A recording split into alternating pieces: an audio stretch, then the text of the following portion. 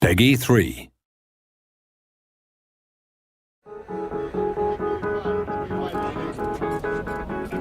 Hi and welcome to the next Formula 1 2010 Dev Diary.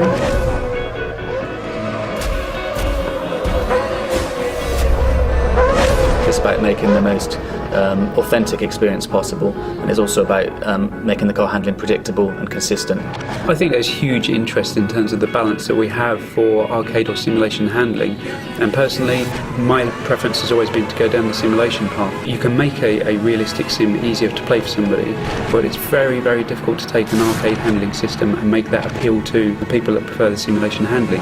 Yeah, well, I'm the Brawn test and reserve driver from 2009. Part of that job is developing the simulator as well. We've had access to the teams, to the engineers, to the drivers. So what I do is try and bounce my level of expectation off Ant, who gives us a lot of feedback week by week.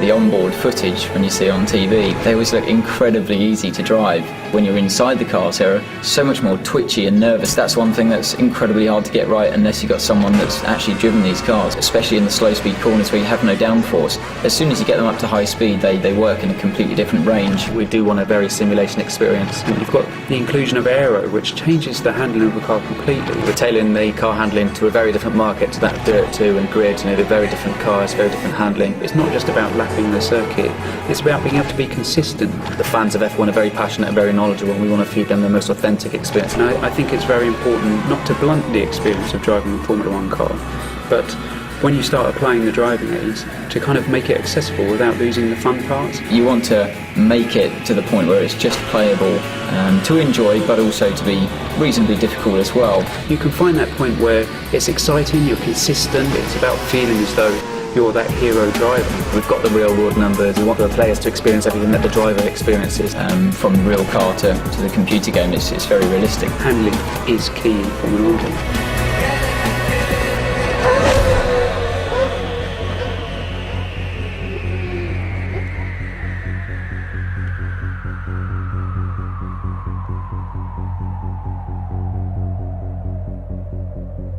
You got the fear.